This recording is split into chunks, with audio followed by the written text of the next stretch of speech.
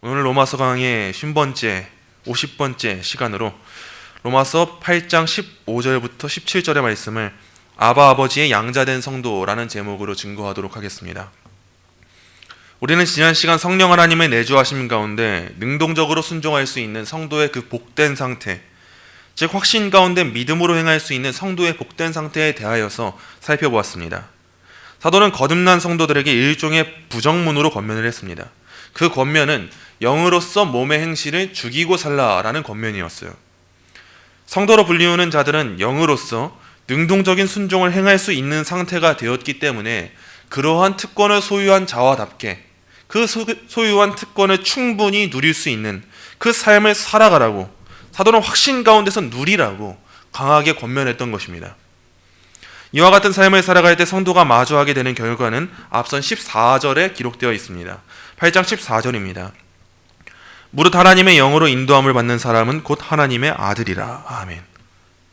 성도가 영으로서 몸의 행실을 죽이는 삶을 살아갈 때 마주하게 되는 그 확신, 그 유익은 자신에게 주어진 하나님의 영으로 말미암아 내가 진짜 하나님의 자녀가 되었구나, 이것을 확신하는 것, 이것을 마주하는 데에 있었습니다. 진정 성도가 그 자신의 삶 가운데 마주하게 되는 큰 위로와 소망은 단순히 칭의에만 국한되지 않습니다. 우리는 그리스도의 순종과 만족을 공로로, 이 순종과 만족을 근거로 하나님 앞에 죄책이 사함을 받고 의로운 자로 여겨지게 되었어요. 이것 또한 마땅히 기뻐해야 합니다. 그렇지만 성도가 누리게 되는 풍성한 은혜는 이 칭의에만 국한되지 않는다는 것을 우리가 바르게 알아야 합니다. 로마서 5장 1절부터 2절입니다. 그러므로 우리가 믿음으로 의롭다 하심을 받았으니 우리 주 예수 그리스도로 말미암아 하나님과 화평을 누리자. 또한 그로 말미암아 우리가 믿음으로 서 있는 이 은혜에 들어감을 얻었으며 하나님의 영광을 바라고 즐거워하느니라. 아멘. 우리가 받게 된 이 구원, 우리가 받게 된 이 칭의는 하나님과 화평을 누리게 하시는 칭의입니다. 단순히 우리가 하나님의 법정 앞에 서서 의인으로 칭해진 것, 거기서 끝맺는 게 하나님의 구원이 아니었어요. 그리스도께서는 이와 같은 화평을 누릴 수 있는 은혜의 유산까지도 우리에게 허락하신 겁니다. 우리 요한복음 14장 27절입니다. 평안을 너희에게 끼치노니 곧 나의 평안을 너희에게 주노라. 내가 너희에게 주는 것은 세상이 주는 것과 같지 아니하니라. 너희는 마음에 근심하지도 말고 두려워하지도 말라. 아멘. 이것이 하나님의 자녀가 된 자들이 누리는 풍성한 유익이에요. 하나님의 아들 되고 하나님의 딸이 된, 하나님의 자녀가 된 그 자들은 이와 같은 화평을 누릴 수 있는 자들입니다. 세상은 줄 수 없는 평안이 그들의 소유가 된 거예요. 성도는 이러한 점에 있어서 어떠한 두려움도 근심도 없이 진정한 평안 가운데 살아갈 수 있는 자들입니다. 우리가 칭의를 받게 되었다는 것, 의인으로 불려지게 되었다는 것은 당연하게 우리가 법정적으로 의인이 되었다는 것도 뜻하지만 하나님의 구원이 거기서 끝맺은 것이 아니고 우리가 의인이 되었다는 것은 우리에게 평안까지도 주어진 것이구나, 화평하게 된 거구나, 이것까지도 우린 알 필요가 있습니다. 세상의 모든 종교들은 결코 자신의 신을 아버지라 부를 수 있는 권세가 없습니다. 그들은 참 하나님을 알지도 못할 뿐더러 마치 하나님께서 하나님을 안다 할지라도 하나님께서 믿지 않는 모든 자들에게도 아버지 되는 분이신 것처럼 여기는 것이 세상의 이방 종교예요. 그들의 하나님은 참 하나님이 아닙니다. 우리 하나님께서는 결코 믿지 않는 모든 자들에게도 아버지가 되실 수 있는 그런 보편적인 아버지인 분이 아니십니다. 어떻게 우리 하나님이 죄인의 아버지가 되실 수 있겠습니까? 그럴 수 없는 법이에요. 어떻게 보편적인 아버지가 되셔서 종교 통합을 이끌고 많은 신 중에 한 분으로 존재하실 수 있단 말입니까? 세상 어떤 종교도 하나님을 아버지라고 부를 수 있는 종교가 없어요. 또한 유대인들은 마치 우리와 비슷한 신앙을 하고 있는 것처럼 보이지만 그들은 하나님을 아버지라고 부를 수가 없습니다. 유대교는 많은 하나님에 대한 호칭들이 있고 그러한 이름이 존재하지만 하나님을 아버지라고 감히 부를 수가 없어요. 왜냐하면 그들의 하나님은 아버지라고 부를 수 있는 인격적인 하나님이 아니시기 때문입니다. 그러나 우리만이 누릴 수 있는 복된 관계가 있습니다. 우리만이 누릴 수 있는 복된 평안이 있어요. 그건 무엇이냐면 우리가 하나님의 자녀가 되어서 하나님을 아버지라고 부를 수 있게 된 겁니다. 우리 말씀 한 구절 찾아보겠습니다. 요한복음 1장입니다. 요한복음 1장 12절입니다. 요한복음 1장 12절 함께 읽겠습니다. 영접하는 자 곧 그 이름을 믿는 자들에게는 하나님의 자녀가 되는 권세를 주셨으니 아멘. 그 이름을 믿는 자들에게는 하나님의 자녀가 되는 권세가 주어졌습니다.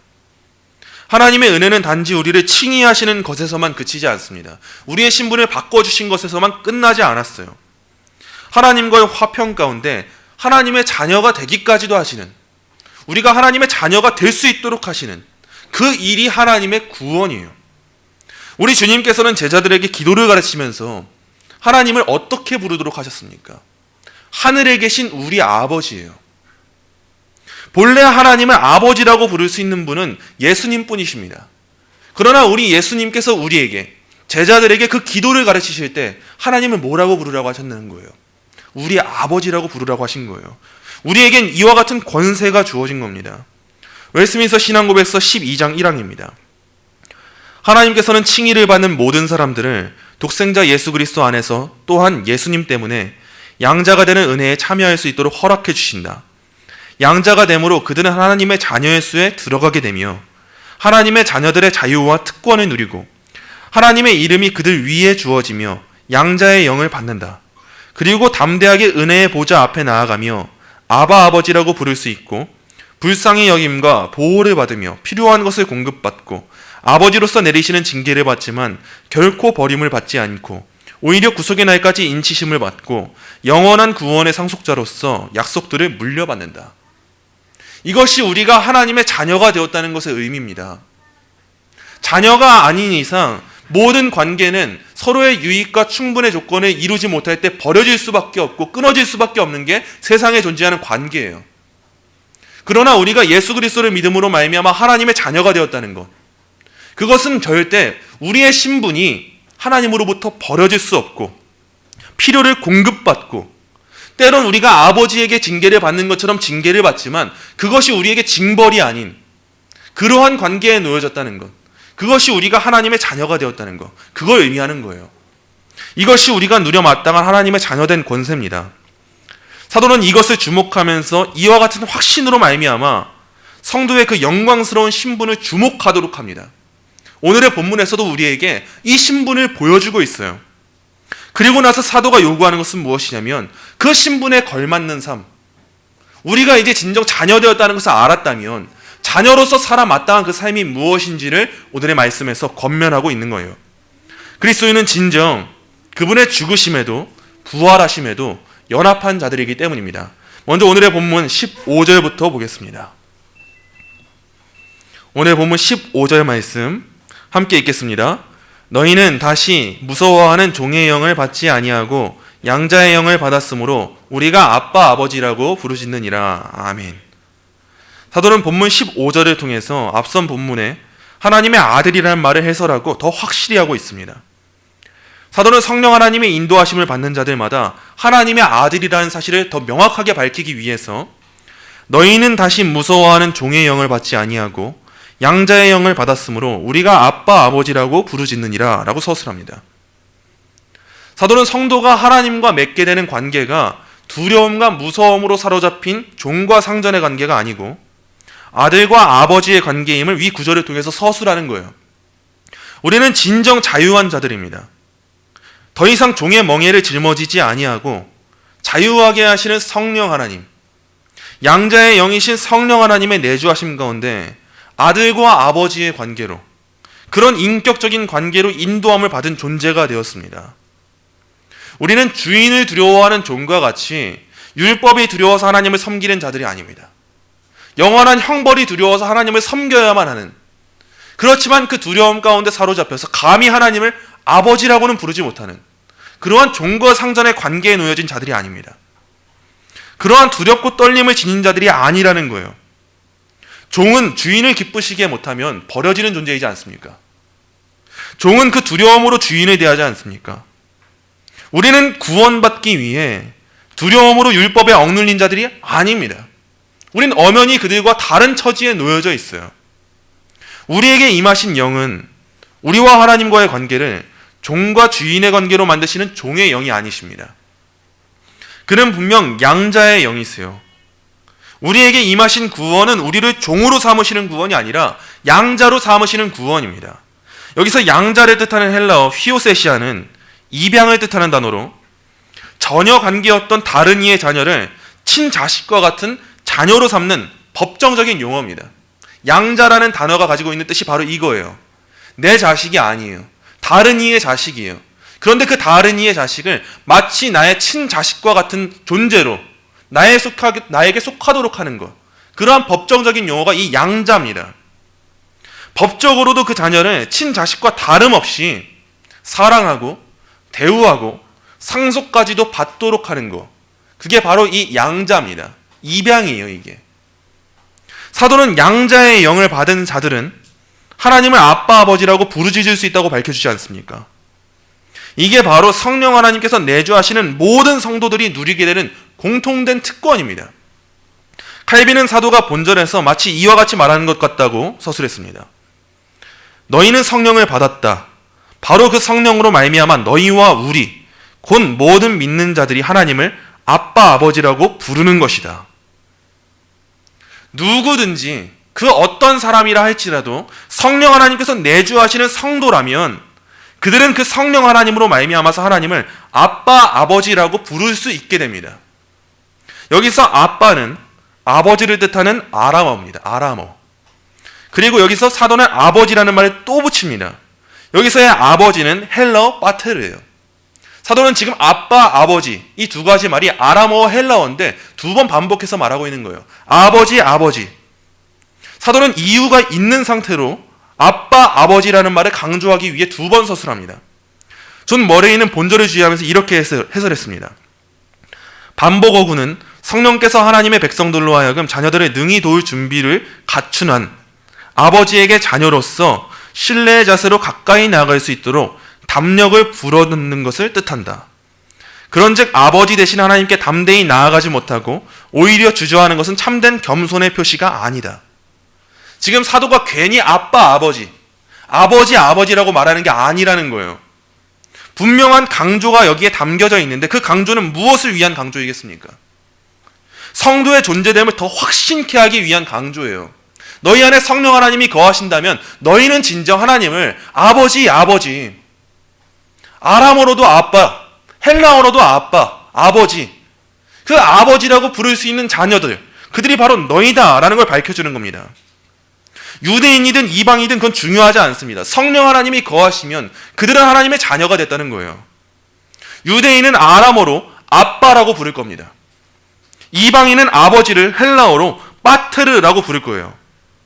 그러나 중요한 건 무엇이냐? 유대인이든 이방인이든 그들 안에 성령 하나님이 내주하신다면 그들은 분명 하나님을 부를 때 그리스도 예수 안에서 성령 하나님의 내주하심 가운데 하나님의 양자가 되었기 때문에 의심하지 않고 하나님을 아빠, 아버지라고 부를 수 있는 자녀가 되었다는 것. 사도는 지금 그걸 말해주고 있는 거예요. 칼빈은 여기서 사도가 부르짖느니라 라고 말할 때 이 부르짖다는 것이 확신 가운데서 부르짖는 행위임을 주목했습니다. 내가 하나님의 자녀라는 걸 확신하고 부르짖는다는 거예요. 우리 아이들이 아빠를 부르짖고 엄마를 부르짖을 때 어떤 확신이 있습니까? 내 한마디, 내가 이렇게 한번 칭얼대는 거, 내가 아빠 소리칠 때, 내가 엄마 소리칠 때 엄마는 나에게 밥을 주겠구나, 아빠는 나에게 필요한 것을 주시겠구나, 이 확신에 가득 차서 우리의 자녀들이 아빠를 부르짖고 엄마를 부르짖지 않습니까? 이 본문에 나오는 부르짖는이라는 말이 바로 그런 의미예요. 그래서 칼빈은 이를 뭔가를 의심스러워하며 기도하는 것이 아니라 두려움 없이 담대하게 소리 높여 하나님을 부른다는 것으로 표현했어요. 그게 바로 이 부르짖다라는 말의 의미라는 거예요. 그리고 칼빈은 본절을 주의하면서 이렇게 말했습니다. 율법 아래에서도 믿는 자들은 하나님을 자신의 아버지라 불렀지만 휘장이 가로막고 있어서 지성소로부터 멀리 떨어져 있었기 때문에 지금과 같은 그런 확신과 담대함을 가지고서 그렇게 할 수는 없었다. 반면에 지금은 그리스도의 피로 말미암아 지성소로 들어가는 문이 우리에게 열렸기 때문에 우리는 우리가 하나님의 아들이라는 것을 대놓고 마음껏 자랑할 수 있게 되었다. 바로 그 결과로 이 부르짖음이 나온다. 이제 구약시대의 성도들과 다른 존재에 놓인 게 바로 우리예요. 이전에는 휘장이 가로막고 있어 지성소로 나아갈 수 없었던 것이 구약시대 성도들이었는데 예수 그리스도의 속죄 사역이 다 이루어질 때 그 가로막혔던 휘장이 없어지지 않습니까? 이젠 지성소로 나아갈 수 있지 않습니까? 그게 바로 이 성도의 부르짖음입니다. 그리스도의 사역으로 말미암아 성령 하나님의 내주하심으로 말미암아 이제 우리는 자신감을 가지고 확신을 가지고 부르짖는 존재가 되었다는 겁니다.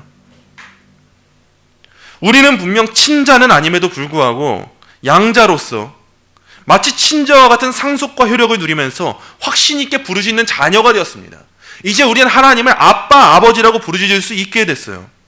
사도는 지금 이 신분으로 우리가 나아갈 것, 그걸 요구하기 위해서 우리의 신분을 밝혀주고 있는 겁니다.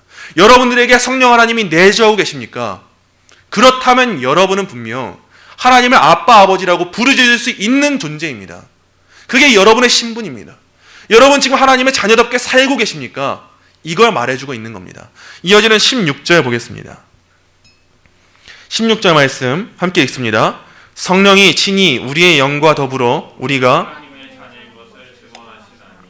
아멘. 사도는 성령이 친히 우리의 영과 더불어 우리가 하나님의 자녀인 것을 증언하시나니 라고 서술합니다. 성도는 양자의 영을 받은 것에서 끝맺은 자들이 아닙니다. 성도는 양자의 영이신 성령 하나님을 통해서 우리가 하나님의 자녀인 것을 증언받기까지 하는 자들이에요.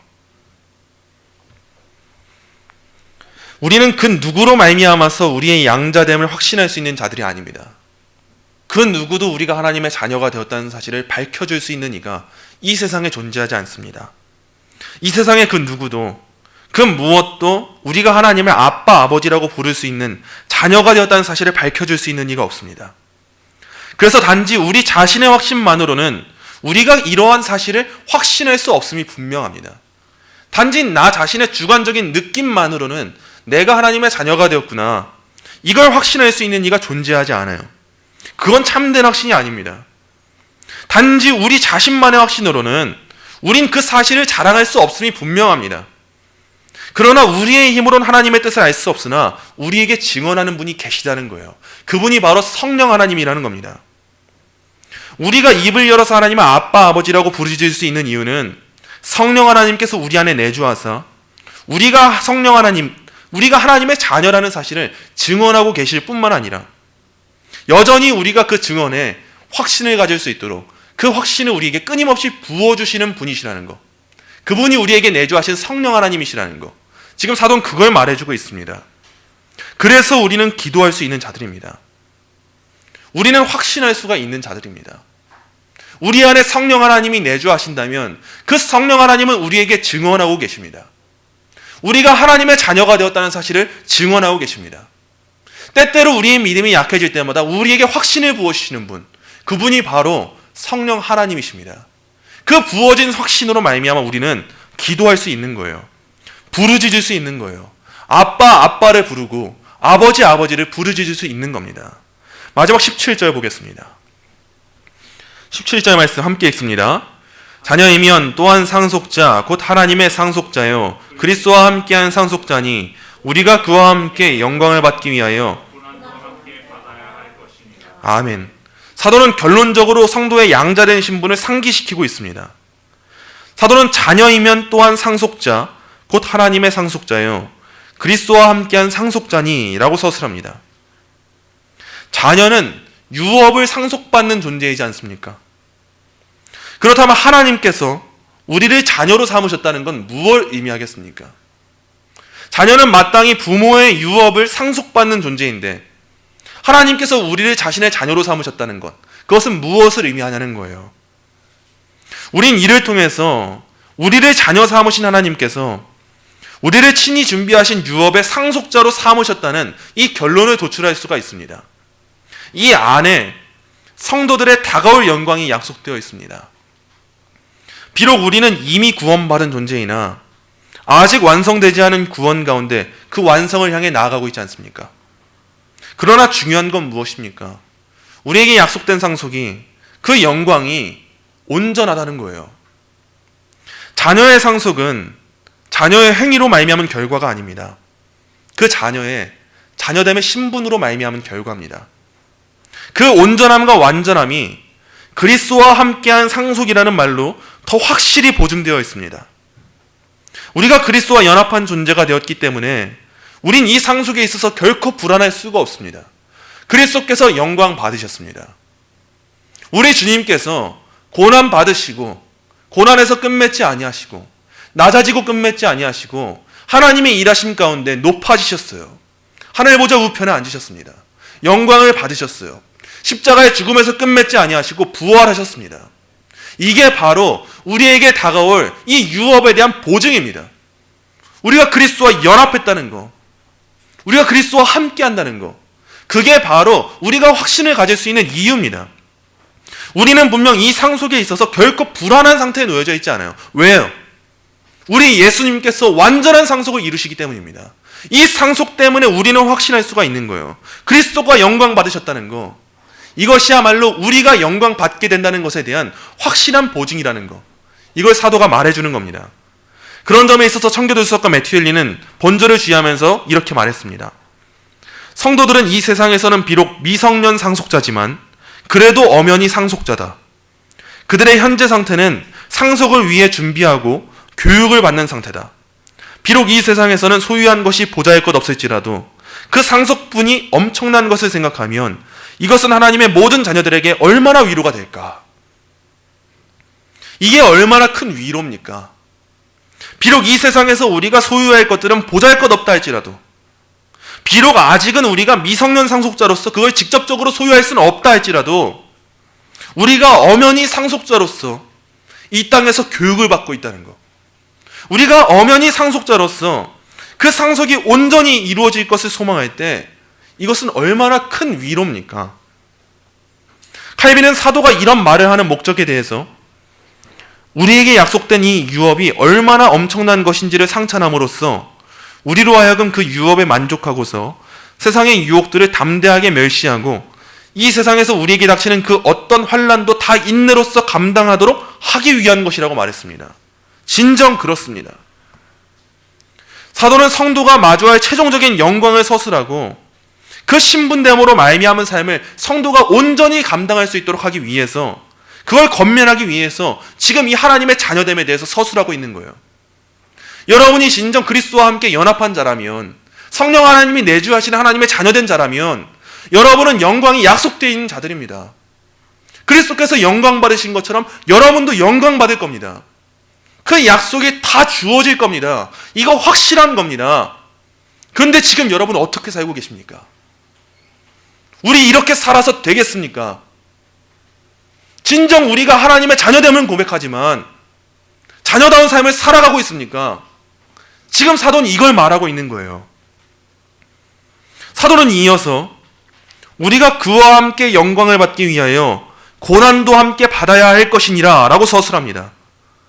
고난은 성도의 삶에 있어서 필연적인 겁니다. 사도는 역설적이지만 그리스도인이 이 땅에서 겪고 있는 고난을 위로하기 위해서 그리스도인은 고난을 받아야 한다고 서술합니다. 세상의 모든 상담을 보면 그리스도인이 고난을 받고 있다고 할 때 그 고난을 당연한 것으로 여기지 않고 헤쳐나가고 없어져야 하고 사라져야 하고 그건 내 탓이 아니고 남 탓이고 이런 식으로 풀어나가지만 사도는 지금 성도들에게 그렇게 권면하고 있지 않아요. 로마서 7장에서도 사도는 성도가 겪게 되고 있는 두 법의 충돌의 문제를 다뤘습니다. 곤고해야만 하는 성도의 존재를 다뤘어요. 이 땅에서 성화의 시간을 겪어야 하지만 그것을 자기의 힘으로 이겨낼 수 없는 성도의 삶을 다뤘어요. 성도는 분명 곤고할 수밖에 없다는 거, 고난을 겪어야만 한다는 걸 말했습니다. 그리고 지금 성도들은 그러한 고난에 처해 있어요. 근데 사도는 지금 어떻게 위로하고 있습니까? 사도의 위로는 고난이 사라져야 합니다, 이게 아니에요. 고난당하고 있는 성도들을 위로하는데 그 위로가 뭐냐? 그리스도인은 고난을 받아야 한다는 겁니다. 그 이유가 무엇이겠습니까? 우리는 그분의 영광을 위해서 고난받을 때 우리 자신의 하나님의 자녀됨을 더 깊이 마주하게 되기 때문입니다. 그리스도께서 고난을 통해 영광 받으셨기 때문에 그와 연합한 자들 또한 그리스도께서 먼저 가신 길을 뒤따라 걸어가는 겁니다. 그 길을 뒤따라 걸어갈 때, 그 삶을 마주할 때 우리는 비록 연약하나 확신하게 되는 거예요. 나 자신이 하나님의 자녀 되었음을 말입니다. 우리 말씀 한번 찾아보겠습니다. 요한복음 15장입니다. 요한복음 15장 18절 19절 우리 함께 읽겠습니다. 세상이 너희를 미워하면 너희보다 먼저 나를 미워한 줄을 알라. 너희가 세상에 속하였으면 세상이 자기의 것을 사랑할 것이나 너희는 세상에 속한 자가 아니요 도리어 내가 너희를 세상에서 택하였기 때문에 아멘. 사도는 지금 이 삶을 말해주는 겁니다. 우리가 고난을 겪고 이겨냈기에 상속자가 된 건 아니지만 우리가 진정 하나님의 자녀로서 상속자가 되었다면 그 구원의 은혜와 풍성한 영광으로 말미암아 현세에서의 고난도 충분히 이겨낼 수 있다는 것. 우리가 이 신분을 유념하면, 이 신분을 다시 한번 되새기면 이 고난을 견디고 인내할 수 있다는 것. 우린 이 삶을 회피해서는 안 된다는 것. 진정 그리스도인이라면, 진정 하나님의 자녀라면 마땅히 고난을 겪어야만 하고 하나님께서는 이 삶을 통해 영광 받으신다는 것. 바로 이걸 오늘의 본문에서 말해주고 있는 겁니다. 말씀을 맺습니다. 사랑하는 성도 여러분. 감히 우리가 하나님을 아빠 아버지로 부르짖을 수 있음이 얼마나 큰 은혜입니까? 우리를 양자로 삼으사 종과 상전과 같은 두려움의 관계가 아니고 아들과 아버지, 딸과 아버지의 자비의 관계 가운데 그리스도와 함께 영광의 상속을 받게 하시는 이 은혜가 주어짐이 얼마나 큰 은혜입니까? 상속의 조건과 근거가 우리의 행위가 아니고 아버지의 크신 사랑과 신실하심, 그리스도의 순종과 만족에 근거함이 얼마나 큰 은혜입니까? 이것을 은혜로 고백하는 성도들의 삶은 은혜를 고백해서 끝맺는 삶에 그쳐서는 안 됩니다. 진정한 연합에 근거한 삶을 살아야 합니다. 우리가 그리스도와 함께 상속자가 된 것 같이 우리가 그와 함께 영광을 받기 위하여 고난도 함께 받는 그 삶을 살아내야 하지 않겠습니까? 오늘날의 기독교를 보면 영광의 신학은 말하는데 고난의 신학이 없어요. 모두 그리스도가 받으신 영광은 추구하는데 그리스도의 고난을 추구하지 않습니다. 저는 단순하게 여러분들에게 우리가 금욕을 하고 고행을 하자, 고난을 스스로 자초하자 이런 말씀을 드리는 게 아닙니다. 모두가 천국을 바라보고 있어요. 모두가 영광을 바라보고 있고 모두가 상속을 바라보고 있어요. 모두가 복을 바라보고 있어요. 모두가 그 휘황찬란함을 바라보고 있어요. 그리스도의 면류관을 바라보고 있어요. 근데 그 과정이 없어요. 그 시작이 없어요. 우리 주님의 삶을 보십시오. 우리 예수 그리스도께서 영광의 보좌에 앉으신 것, 그것은 결과입니다. 분명 우리 예수님은 이전에도 영광스러운 분이시지만 지금 처하신 이 영광이 있으실 때 이전에 과정이 있지 않았습니까? 그 과정이 뭐냐는 거예요. 고난입니다. 낮아심이에요. 그러나 이 땅의 성도들이, 오늘날에 살아가는 성도들이 과연 얼마나 이 고난을 바라고 있겠습니까? 얼마나 그것에 사모하고 감사함으로 마주하고 있겠습니까? 물론 우리가 서로 겪게 되는 고난은 그 모양과 시기가 각각 다를 겁니다. 모두가 똑같은 고난을 경험할 수는 없습니다. 우리가 어찌 폴리갑과 같은 사람처럼 순교하고 어떻게 신앙의 선배들과 같은 동일한 모양으로 고난을 겪을 수 있겠습니까? 그럴 수는 없어요. 우리가 어떻게 감히 예수님께서 당하신 그 고난과 동일한 모양으로 고난을 경험할 수 있겠습니까? 그럴 수 없습니다. 그러나 우리의 시대에 우리에게 다가오는 고난 또한 분명히 존재함을 잊지 말아야 합니다. 진정 영광으로 향하는 성도라면 이 고난을 피할 수가 없습니다. 그가 하나님의 자녀로서 상속을 약속받게 되었다면, 그가 진정 하나님의 자녀라면 그에게는 분명 고난에 동참하는 삶 또한 뒤따라 마땅하기 때문이에요. 때로는 우리의 신앙으로 인해서 직장에서, 사업장에서, 가정에서, 사회에서 겪게 되는 유혹과 고난이 존재할 겁니다. 이게 없다면 그 사람은 성도라고 할 수가 없죠. 아주 연약한 성도나 아니면 아직은 그 고난에 당하지 않은 것뿐이지 이걸 당하지 않는다면, 이 과정이 없다면 그는 성도가 아닙니다. 온전하고 완전한 구원의 보증에는 마치 그것에 걸맞지 않는 것 같은 고난이 뒤따릅니다. 분명 어려움이 찾아옵니다. 그러나 그때마다 생각하십시오. 그때마다 하나님의 자녀로서의 신분에 걸맞는 삶이 무엇인지를 생각하고 그러한 자기의식으로 말미암은 삶을 우리는 살아가야 합니다. 진정 하나님의 자녀로서 받게 되는 고난이 흘러넘친다면 그 삶은 더 복되고 더 큰 영광이 기다리고 있음이 분명한 법이에요. 마지막으로 말씀 한번 찾아보고 말씀을 맺으려 합니다. 고린도후서 1장 3절부터 7절입니다. 고린도후서 1장 3절부터 7절 우리 한 목소리로 읽겠습니다.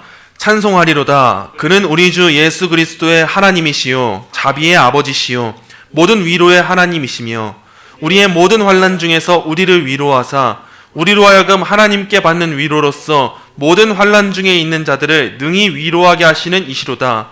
그리스도의 고난이 우리에게 넘친 것 같이 우리가 받는 위로도 그리스도로 말미암아 넘치는도다. 우리가 환난 당하는 것도 너희가 위로와 구원을 받게 하려는 것이요 우리가 위로를 받는 것도 너희가 위로를 받게 하려는 것이니 이 위로가 너희 속에 역사하여 우리가 받는 것 같은 고난을 너희도 견디게 하느니라. 너희를 위한 우리의 소망이 견고함은 너희가 고난에 참여하는 자가 된 것 같이 위로해도 그러할 줄을 알미라. 아멘. 꼭 기억하십시오. 그리스도의 고난이 우리에게 넘칠 때 그때 우리가 받게 되는 위로도 그리스도로 말미암아 넘치는 법입니다. 성도의 고난과 영광은 결코 동떨어져 있지 않습니다.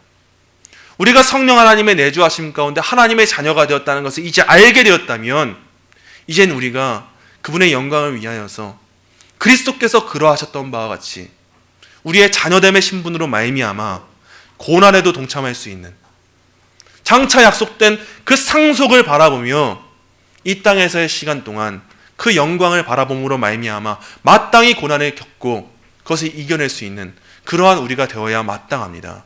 우리는 하나님의 아빠, 아버지라 부를 수 있는 양자가 되었습니다. 이 신분을 꼭 기억하셔서 우리의 자녀됨으로 말미암아 이 신분됨으로 말미암아 그 자녀다운 삶을 마땅히 살아갈 수 있는 저와 여러분이 되시기를 간절히 소망합니다.